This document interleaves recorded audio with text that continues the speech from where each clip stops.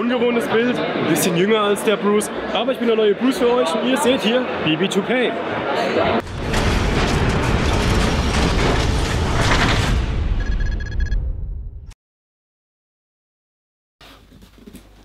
Boah, schwer. Bruce hier, BB2K Airsoft Channel. Schön, dass ihr wieder eingeschaltet habt. Und 1000 Dank an Dennis von Sniper S für dieses coole Intro. Passender hätte dieses Intro gar nicht sein können, denn ich habe hier einen Karton von Sniper S bekommen.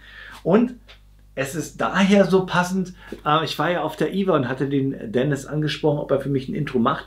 Und da hatte ich mir ja von Double Eagle die Noveske N4 voll lizenzierte Gas Blowback angeschaut mit 100% kompatiblen Tokyo Marui MWS-Z System.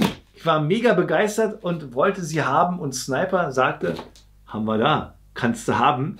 Ja, das Ding hier ist im Karton und noch eine weitere Überraschung. Wir packen das jetzt mal gemeinsam aus, was es ist. Ich glaube, ihr seht es ja so und so schon oben in der Videobeschreibung. Und zwar habe ich hier nochmal eine gasbetriebene Farbarms SDF 12 Flinte. Die hatte ich ja vor einiger Zeit schon mal vorgestellt in meinem Kanal von der Firma VFC in Zusammenarbeit mit Bo Manufacture. Das Teil war tierisch teuer, über 500 Euro hatte diese Flinte gekostet. Und ich muss ehrlich sagen, sie ist mir auch sehr, sehr schnell kaputt gegangen. Ich habe sie immer noch bei mir unten, aber man kriegt ja gar keine Ersatzteile mehr.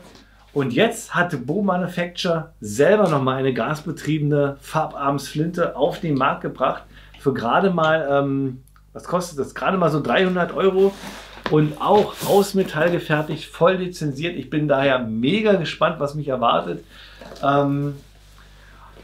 Fangen wir aber erstmal mit dem Auspacken an. Herrlich. Da haben wir einmal den Lieferschein.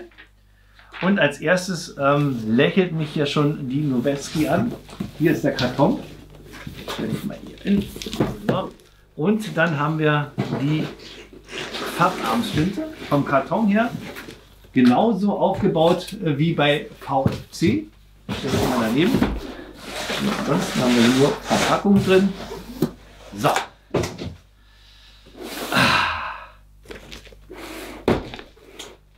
Yeah! Mit was fangen wir an? Fangen wir mal mit der Farbarms-Flinte an, würde ich sagen. Review zur VFC hatte ich euch ja gemacht. Blende ich euch hier oben ein. Klickt da unbedingt mal drauf. Erzähle ich auch ein bisschen was zur Geschichte. Ist eigentlich eine richtig schöne Flinte, aber von der Qualität hat sie mich dann nachher im Nachhinein doch noch ein bisschen enttäuscht, weil wie gesagt, mir ist da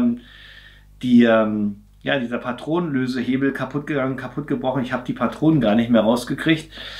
Teurer Schrott, wenn man so will, denn Ersatzteile gibt es nicht. Und jetzt gibt es hier von Bo Manufacture eine neue Variante, selbst kreiert, und zwar von Zyma diesmal. Wenn ich es erstmal in den Händen halte, ordentlich Gewicht. Ich bin jetzt mega gespannt. So, schneiden wir dieses Teil hier ab. Ansonsten vom Aufbau soll es identisch sein. Man kann 3 Schuss, 6 Schuss einstellen. Aus Metall gefertigt, gasbetrieben. So, dann wollen wir mal schauen. Ich stehe ja auf Flinten. Und die Farbarms ist wirklich was richtig Spezielles. Rein optisch. So. Dann haben wir erstmal eine Bedienungsanleitung und dann schauen wir uns das mal an. So. Schön in Schaumstoff gebettet. Haben wir zum einen einen Speedloader mit dabei, ja, und sogar 3 Magazine. Bei der VFC waren ja nur ein Magazin mit dabei. Ist Tokyo Marui kompatibel, das heißt hier pro Magazin gehen 30 Schuss rein und je nachdem, was ihr nachher bei der Flinte einstellt, könnt ihr entweder 10 Schuss oder 5 Schuss machen. So, und jetzt bin ich mega gespannt, was mich jetzt erwartet. Oh, also absolut vom Gewicht her grundsolide, richtig schwer. Wenn ich technische Daten habe, blende ich die hier schon mal an der Seite ein. Oh, Schaumstoff. Also so vom Anfassen her würde ich jetzt schon mal sagen, Fässt sich überhaupt nicht billig an. Richtig solide, richtig stabil. Macht jetzt mit der VFC keinerlei Unterschiede. Kann das hier einklappen. Ja.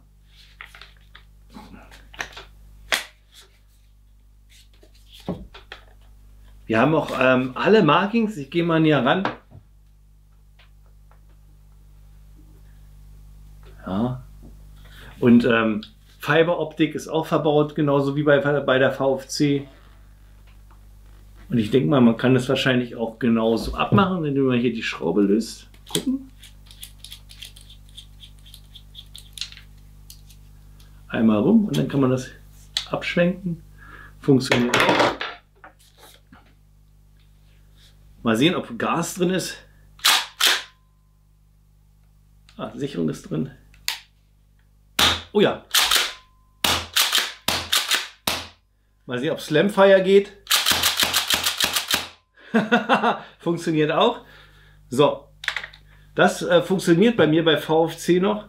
Aber mein Problem ist, wenn ich jetzt hier die Hülsen reinpacke, zumache und hier wieder drauf drücke. Und ja, hier funktioniert das natürlich toll.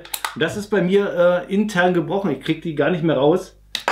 Ich muss das hier wirklich mit einem Messer rauspolken. Ich bin gespannt, wie die sich so von der Qualität her macht, ob hier irgendwas bricht. Aber so auf den ersten Blick ist das eine richtig schöne, solide, stabile Flinte. Und hier könnt ihr auch genauso wie bei VFC nachher auch umschalten von 3 Schuss oder 6 Schuss. Also ich feiere das Teil hier mächtig ab. Also von der Qualität her muss ich erstmal Ersteindruck sagen, Bombe. Bombe, Bombe und auch Preis-Leistung 298 passt hier schon mal mehr als über 500 € für eine VFC, die eigentlich so auf den ersten Blick genauso jetzt ist wie die hier von Bo Manufacture. So, das war das erste Auspacken. Weiter geht's. Und jetzt schauen wir uns noch schnell die Noveski an. Und da bin ich auch mega gespannt. Wie gesagt, die soll 100% MBS-kompatibel sein. Das heißt, ihr könnt Tokima Reparts einbauen. Beziehungsweise ihr könnt zum Beispiel auch das Gasmagazin von der Double Eagle Noveski nehmen und in die Tokima packen. Das werde ich natürlich im Review dann alles testen. Kostenpunkt von der Noveski 400 ein paar zerquetschte. Ich habe es mir hier irgendwo aufgeschrieben. Ja, 429 €, auch im Vergleich zu Tokima auch wieder richtig günstig. Haben wir hier auch keinen Zink-Druckguss, sondern auch Stahl verbaut. Aber das werde ich mir im Review nachher alles anschauen. So, dann gucken wir mal. Machen wir das mal gemeinsam auf. Und voll lizenziert. Also wir haben hier alle Noveski Markings. Wer das Video noch nicht gesehen hat, klickt mal da oben drauf. So. Hier haben wir noch eine Qualitätskontrolle. Hier nochmal ja, Anleitung, denke ich mal. So. Und auch schön in Schaumstoff gebettet. Die Gasbilder. Dann holen wir das mal raus. Haben wir einmal ein Magazin mit dabei. Technische Daten blende ich euch hier ein. Macht auch einen wertigen Eindruck hier auch mit diesen Fake-Patronen. Finde ich schon mal sehr, sehr smart. Dann haben wir hier noch die Frontside, Rearside zum Montieren, auch mit dem Sechskantschlüssel, dass ihr das dran machen könnt. Und jetzt holen wir mal die Noveski raus.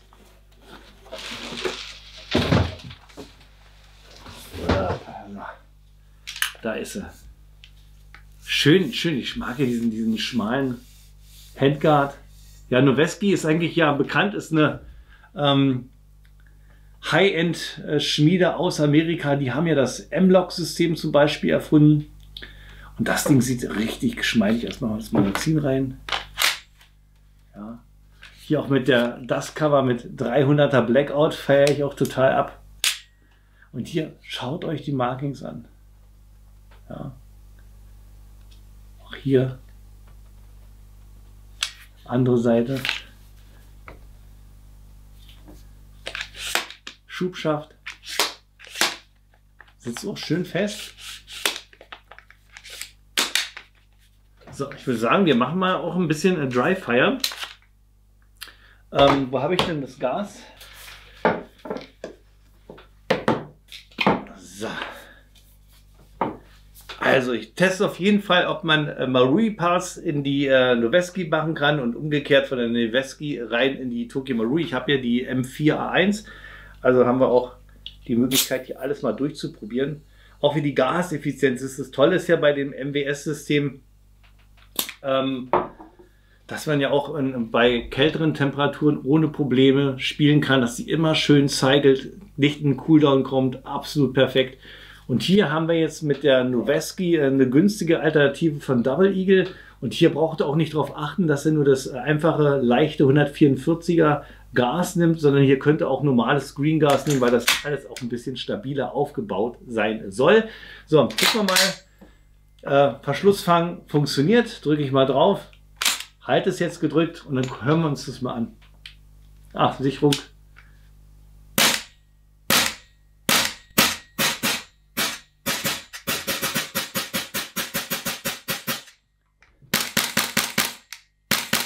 Läuft absolut smooth. Ihr merkt, hat auch einen Kick.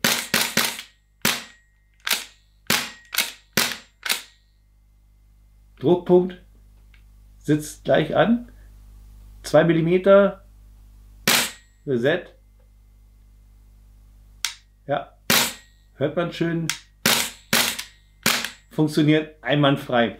Ihr merkt, Gas ist auch schon lange nicht mehr viel drin. Wird ein bisschen langsamer, aber auch nach dem letzten Schuss bleibt der Verschluss hinten. Also ich kann mir vorstellen, dass das genauso smooth läuft wie auch die Tokyo Marui. Das werde ich aber definitiv dann mal im Review für euch testen. Ihr könnt ja mal sagen, was ihr zuerst sehen wollt. Die Noveski oder die Fab-Arms-Flinte. Schreibt es mal unten in die Videokommentare. Also ich feiere das total ab. Das ist jetzt ein richtig 100% kompatibles System gibt, denn ja, für Tokyo Marui gibt es ja unendlich viele Ersatzteile, was das MWS-System angeht. Und jetzt haben wir hier eine, die schon von Hause aus ohne Probleme mit Green Gas läuft und von den Internals auch sehr, sehr stabil sein soll. Ja, das soll es gewesen sein. Bruce BB2K Airsoft Channel. Wer meinen Kanal noch nicht abonniert hat, klickt mal da oben drauf. Wer ein weiteres von mir sehen will, ein neues Video, der klickt mal da drauf. Das war es von mir gewesen. Bruce.